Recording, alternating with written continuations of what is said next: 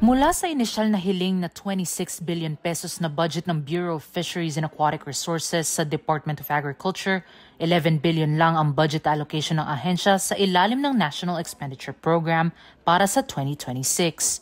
Bagamat mas mataas ito kumpara sa nakaraang taon, iginiit ni BIFAR National Director Alizer Salilig na malayo pa rin ito sa pangangailangan ng sektor.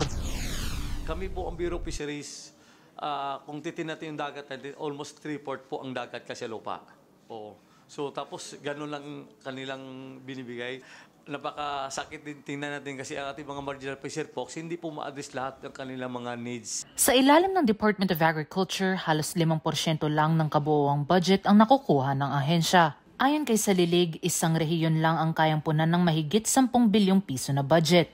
Kulang na kulang sa 18 rehiyon na kanilang saklaw. Kaugnay niyan ay ipinanawagan ng direktor na ihiwalay na ang departamento ng BIFAR. Suportado naman ni General Santos Lone District Representative Sherlyn Banyas Nograles ang panawagan.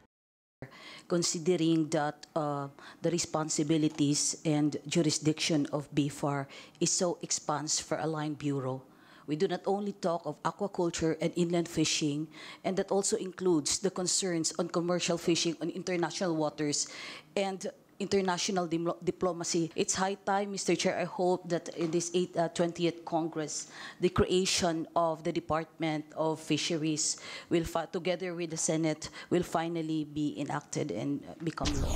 Samantala, ilang mga batas para sa fisheries at aquaculture ang tinalakay sa pagpupulong.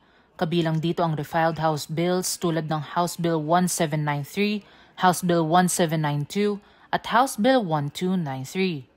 Suhestyon ni Salilig sa mga mambabatas na dapat dumaan muna sa pre-evaluation ng BIFAR ang mga proposal bago ito ihain, nang sa gayon ay hindi masayang ang pondo.